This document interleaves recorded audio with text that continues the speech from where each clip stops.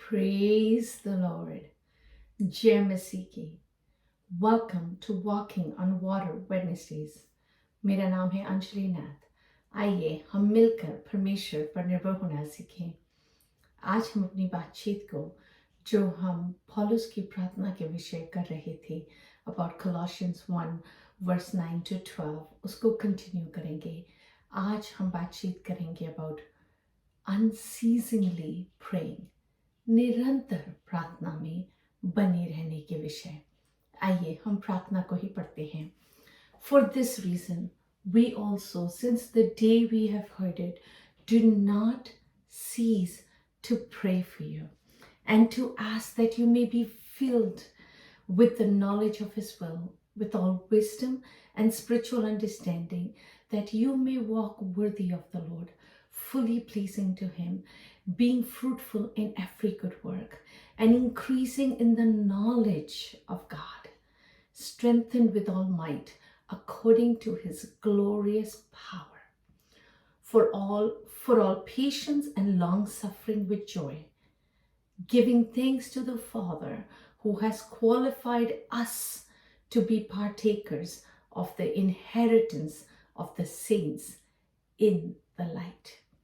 हिंदी में पढ़ूंगी। इसीलिए जिस दिन से यह सुना है, हम भी तुम्हारे लिए यह प्रार्थना और विनती करना नहीं छोड़ते कि तुम सारे आत्मिक ज्ञान और समझ सहित परमेश्वर की इच्छा की पहचान में परिपूर्ण हो जाओ।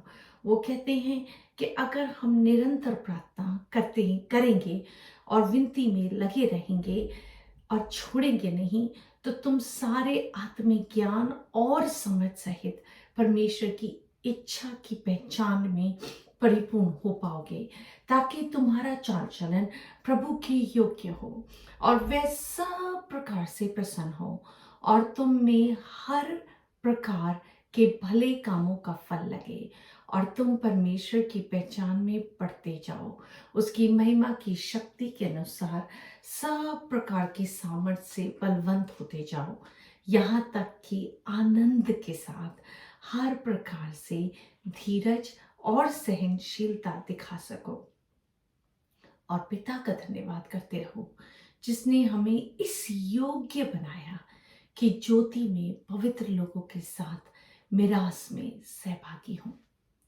सो आइए आज हम इस प्रार्थना के शुरू के पाठ को देखेंगे, जब पौलुस कहते हैं, इसीलिए जिस दिन से ये सुना है, हम भी तुम्हारे लिए यह प्रार्थना और विनती करना नहीं छोड़ते।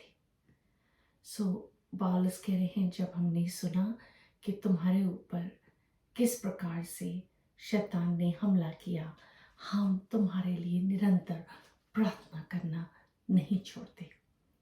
कैसे हमें निरंतर प्रार्थना करने के लिए बाइबल बताती है, सिखाती है। आइए आज हम इसी के विषय बातचीत करते हैं। पहला थिस्सलुनीकियों 5:17 में लिखा है, निरंतर प्रार्थना में बने रहो, प्रे विदाउट सीजिंग। किसी ने बखूब कहा है, since you are tempted without ceasing, pray without ceasing. क्योंकि तुम निरंतर परीक्षा में पाए जाते हो, इसलिए निरंतर प्रार्थना में बने रहो। इन अदर वेज हम कह सकते हैं, क्योंकि परमेश्वर निरंतर हमारी प्रार्थनाओं को सुनते हैं, हमें परमेश्वर से निरंतर प्रार्थना में बने रहने की ज़रूरत है।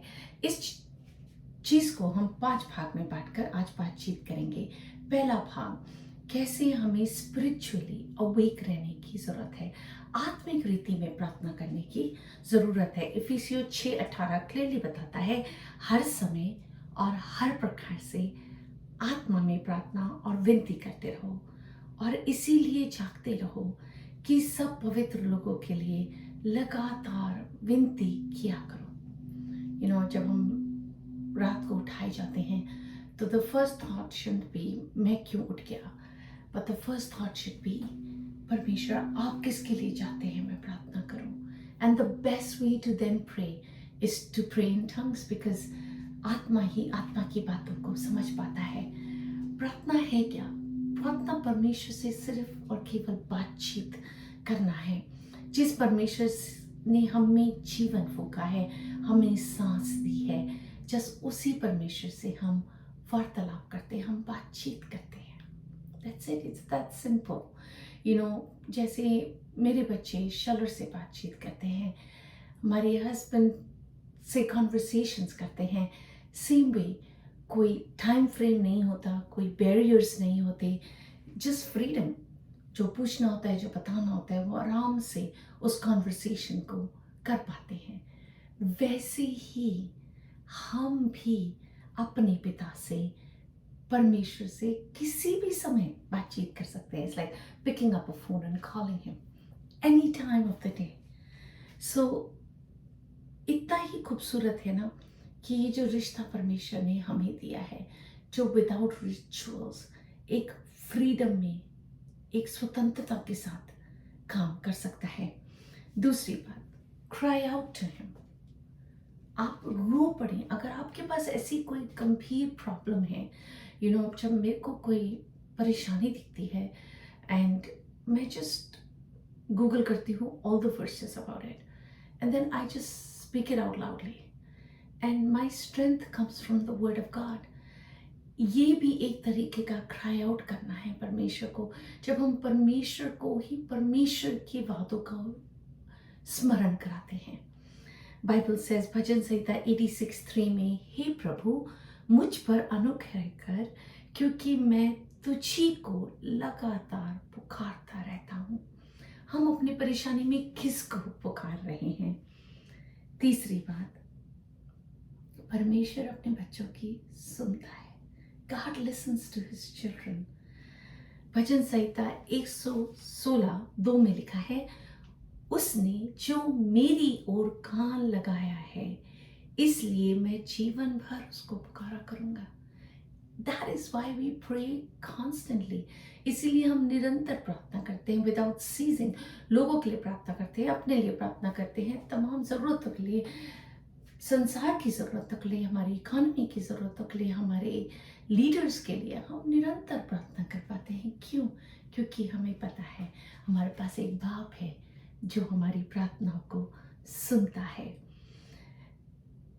चौथी बात, वो हमें रहस्य की बातें बताना मांगते हैं. God wants us to know the mystery. यिर्मयाह 33:3 में लिखा है, मुझसे प्रार्थना कर और मैं तेरी सुनकर तुझे बड़ी बड़ी और कठिन बातें बताऊंगा जिन्हें तू अभी नहीं समझता. यू नो, जब आप कोई स्पोर्ट सीखते हैं, जैसे मेरा बेटा जब बास्केटबॉल खेलने लगा तो मुझे बास्केटबॉल समझ नहीं आती थी कि उसके रूल्स क्या हैं, क्या है नहीं है. तो मैं जब उसके साथ बैठती थी वो मुझे समझाता था, पॉज भी करता था कभी कभी कि मम्मा इसकी वजह से फाउल कॉल आउट हुआ है, व्हाटएवर. एंड अब मैं समझ पाती हूँ. ऐसे ही परमेश्वर भी हमें अपनी बातें अपने वचन के द्वारा सिखाते हैं, पर फिर पवित्र आत्मा हमें भेद की बातें समझाते हैं. यू नो, समटाइम्स हम जब मुसीबतों को अपने पास आता देखते हैं ना, and we are caught in it, और हम कहते हैं ये कहाँ से आ गई. बट अगर हम be still and know that he is God, अगर हम इंतज़ार में बैठे और परमेश्वर से पूछे ना, प्रभु आपने ये क्यों अलाउ किया, the whole perspective about the problem बदल जाता है हमारा. फिर हम देख पाते हैं कि परमेश्वर क्या अलाउ कर रहे हैं और क्यों अलाउ कर रहे हैं, और इसके द्वारा क्या बेहतर होने पर है हमारे जीवन में. पांचवी बात, रोमियो 8:34 कहता है, मसीह ही है जो मर गया वरन मुर्दों में से जी उठा है और परमेश्वर की दाहिनी ओर है और हमारे लिए निवेदन भी करता है. Jesus is the one biggest intercessor we have.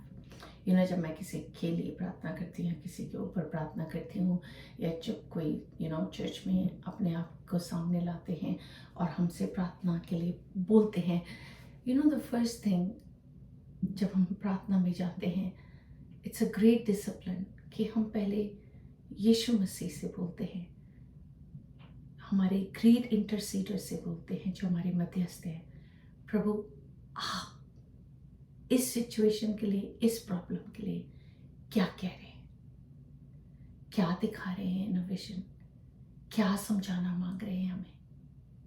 And जब हम यीशु मसीह को वो स्पेस देते हैं, वो प्लेस देते हैं, वो ऑनर देते हैं और अपनी प्रार्थना ही उस रीति से आगे बढ़ाते हैं,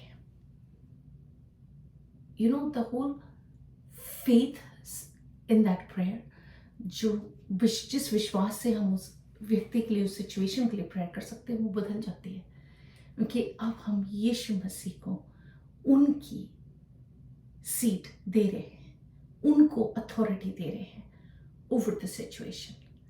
सो और मैं आने वाले हफ्ते में आपको यही इंकरेज करूँगी, यही नहीं कि आप वर्स को मेडिटेट करें या याद करने की कोशिश करें या मेमोराइज करने की कोशिश करें, पर आप निरंतर प्रार्थना करने की कोशिश करें। जब आप अकेले होते हैं, worship is a way to prayer, speaking in tongues is a way to prayer, प्रार्थना घुटनों पे होके is a way to prayer. गाड़ी चलाते हुए कितनी ही बार, I think the most greatest interventions I have had of God in my life, मुझे कार को पुल ओवर करना पड़ा था, and I thought that is my time to pray. So could be anywhere, anytime. तभी Bible कहती है ना, निरंतर। और हमारी आत्मा परमेश्वर की आत्मा के साथ मिलकर प्रार्थना कर पाती है। It's a joint venture. And the fact that God is interested in talking to us. God was interested in talking to Adam and Eve. And Bible में हम पुराने नियम से नए नियम तक देख सकते हैं कैसे परमेश्वर अपने लोगों से always interested थे बातचीत करने में। So people say कि क्या तुमने परमेश्वर की आवाज़ को ऑडिबली सुना है, तुम रियलिटी में, वास्तविकता में तुमने परमेश्वर को देखा है? पर जितनी रियल परमेश्वर और उनकी आवाज़, उनका वचन है, हमारे लिए speaks louder than reality, and इसीलिए हम निरंतर प्रार्थना कर पाते हैं। तो आइए हम प्रार्थना ही करते हैं। गॉड वी थैंक यू, हम आपका धन्यवाद करते हैं कि हमारे पास ऐसा बाप है, ऐसा मध्यस्थ यीशु मसीह है, ऐसी पवित्र आत्मा है जो हमें चोक करती है। जब हम उस आत्मा में पाए जाते हैं, जब हम आपसे प्रार्थना करते हैं प्रभु जी, हम धन्यवाद करते हैं कि हम इसमें अकेले नहीं हैं। It's a joint venture with the God of Trinity. So हम धन्यवाद करते हैं प्रभु जी।